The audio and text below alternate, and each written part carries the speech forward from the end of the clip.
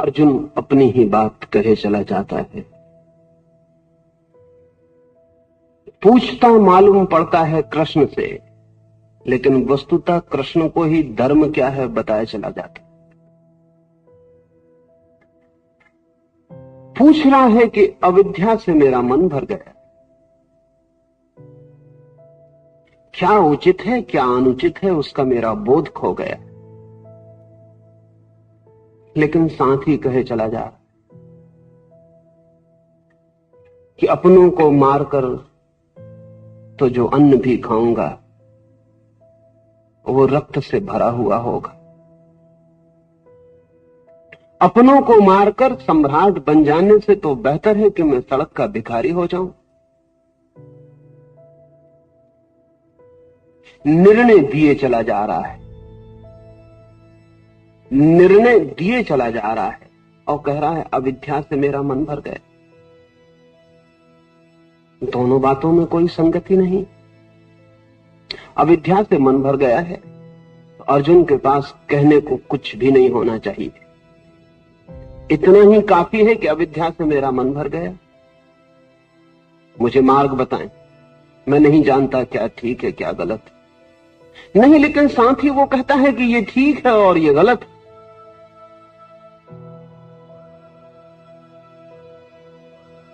चित्त हमारा कितना ही कहे कि अविद्या से भर गया, अहंकार मानने को राजी नहीं होता। अहंकार कहता है मैं और अविद्या से भर गया, मुझे पता है कि धर्म क्या है और अधर्म क्या है। दूसरी बात ये भी देख लेने जैसी है कि अहंकार जहां भी होता है वहां सदा अतियों का चुनाव करता है। Extreme is the choice. एक अति से ठीक दूसरी अति को चुनता है। अहंकार कभी मध्य में खड़ा नहीं होता, खड़ा नहीं हो सकता, क्योंकि ठीक मध्य में अहंकार की मृत्यु है। तो वो कहता है सम्राट होने से तो भिखारी होना बेहतर। दो आखिरी पोलरिटी चुनता है। वो कहता है सम्राट होने से तो भिखारी होना बेहतर है। अर्जुन या तो सम्राट हो सकता है या भिखारी हो सकता है, बीच में कहीं नहीं हो सकता।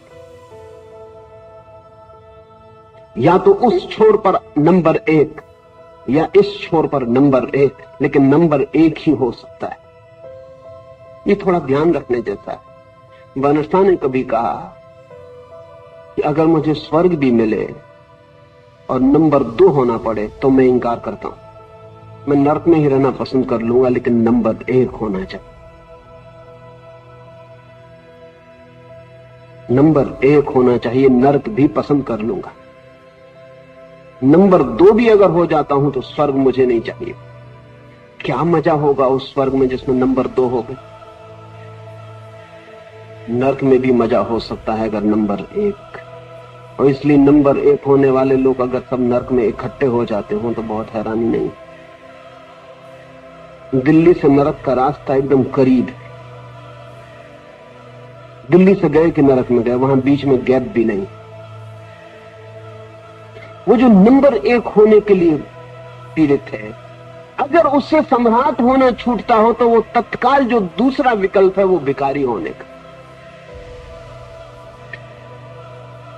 ये विकल्प देखना जरूरी है, क्योंकि ये विकल्प सिर्फ अहंकार ही चुनता है।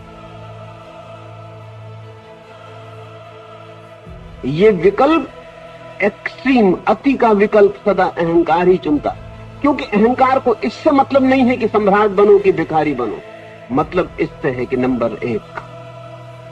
अर्जुन कह रहा है कि इससे तो बेहतर है कि मैं भिखारी ही सड़क पर भीख मांगू।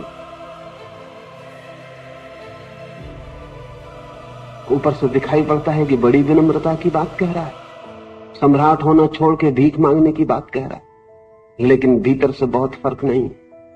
भीतर बात वही है, भीतर बात वही है। अति पर होने की बात अहंकार की इच्छा है।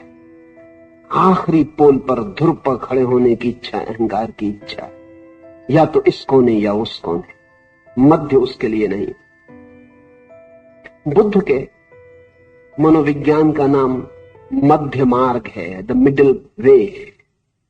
और जब बुद्ध से कोई ने पूछा कि आप अपने मार्ग को मध्यम निकाय, बीच का मार्ग क्यों कहते हैं, तो बुद्ध ने कहा जो 2 अतियों के बिल्कुल बीच में खड़ा हो जाए वही केवल अहंकार से मुक्त हो सकता है, अन्यथा मुक्त नहीं हो सकता।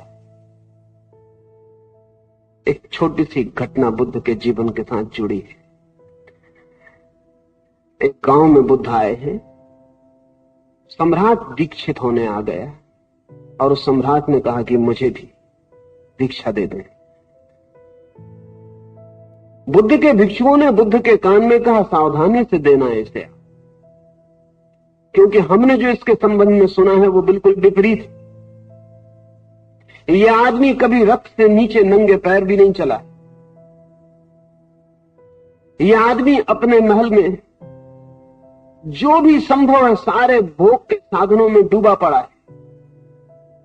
यह अपनी सीढ़ियां भी चढ़ता है तो सीढ़ियों के किनारे रेलिंग की जगह नंगी स्त्रियों को खड़ा रखता, उनके कंधों पर हाथ रख के चलता। जरा इससे सावधान रहना, शराब और स्त्री के अतिरिक्त इसकी जिंदगी में कभी कुछ नहीं आया और ये आज अचानक भिक्षु होने और त्यागी बनने, तपस्या का व्रत लेने आया है। यह आदमी बीच में धोखा न दे जाए। बुद्ध ने कहा, जहां तक मैं आदमियों को जानता हूं यह आदमी धोखा न देगा। इसने एक अति से ऊब गया, अब दूसरी अति पर जा रहा। एक एक्सट्रीम से ऊब गया, अब दूसरी एक्सट्रीम पर जा रहा। पर उन्होंने कहा, हमें संदेह होता है क्योंकि ये कल तक बिल्कुल और था। बुद्ध ने कहा, मुझे संदेह नहीं होता। इस तरह के लोग अक्सर ही अतियों में चुनाव करते हैं, भय मत करो। उन्होंने कहा, हम नहीं लगता है कि भीख मांग सकेगा, सड़क पर नंगे पैर चल सकेगा, धूप छांव सह सकेगा, हमें नहीं दिखाई पड़ता। बुद्ध ने कहा, ये तुमसे ज्यादा सह सकेगा। हंसे वो सब। उन्होंने कहा कि इस मामले में कम से कम बुद्ध निश्चित ही गलत हो जाने वाले। लेकिन नहीं, बुद्ध गलत नहीं हुए। दूसरे ही दिन से देखा गया कि भिक्षु अगर रास्ते पे चलते तो रास्ते के नीचे चलता वो सम्राट, जहां कांटे होते, और भिक्षु अगर वृक्ष की छाया में बैठते तो वो सम्राट धूप में खड़ा रहता, और भिक्षु अगर एक बार भोजन करते तो वो सम्राट 2 दिन में एक बार भोजन करता। 6 महीने में वो सूख के काला पड़ गया। अति सुंदर उसकी काया थी,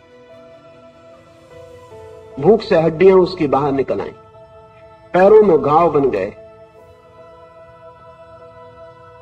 बुद्ध ने अपने भिक्षुओं से पूछा कि कहो, तुम कहते थे कि यह आदमी भरोसे का नहीं, और मैंने तुमसे कहा था कि यह आदमी बहुत भरोसे का है। यह आदमी तुमसे आगे तपस्या कर लेगा।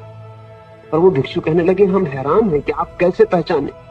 बुद्ध ने कहा, अहंकार सदा एक अति से दूसरी अति चुन लेता है, बीच में नहीं रुक सकता। ये सम्राटों में सम्राट था, ये भिक्षुओं में भिक्षु, ये सम्राटों में नंबर 1 सम्राट था। इसने सारी सुंदर स्त्रियां राज्य की इकट्ठी कर रखी, सारे हीरे जवाहरात अपने महल के रास्तों पर जड़ रखे थे। अब ये भिक्षुओं में साधारण भिक्षु नहीं, भिक्षुओं में असाधारण भिक्षु है। तुम चलते हो सीधे रास्ते पर, ये चलता है तिरछे रास्ते पर। तुम कांटे बचा के चलते हो, ये कांटे देख के चलता है कि कहां कहां। तुम छाया में बैठते हो, ये धूप में खड़ा होता है। ये नंबर 1 रहेगा, ये कहीं भी रहे, ये नंबर 1 होना नहीं छोड़ सकता। ये तुम्हें मात करके रहेगा। इसने सम्राटों को मात किया, तुम भिखारियों को कैसे मात नहीं करेगा। अहंकार अति चिंता। अर्जुन कह रहा है कि छोड़ दे सब साम्राज्य, कुछ अर्थ नहीं। भिक्षा मांग लेंगे, मांग सकता है, बिल्कुल मांग सकता है। अहंकार की वहां भी तृप्ति हो सकती है, मध्य में नहीं रुक सकता है। अति से अति पर जा सकता है। अति से अति पर जाने में कोई रूपांतरण, कोई ट्रांसफॉर्मेशन नहीं है। फिर बुद्ध एक दिन उस सम्राट के पास गए। सांझ को रुग्ण बीमार वो राह के किनारे पड़ा था। बुद्ध ने उससे कहा, मैं एक बात पूछने आया हूं। मैंने सुना है कि तुम जब सम्राट थे तो वीणा बजाने में बहुत कुशल थे। मैं तुमसे पूछने आया हूं कि वीणा के तार अगर बहुत कसे हो तो संगीत पैदा होता है। कहा, कैसे पैदा होगा, तार टूट जाते।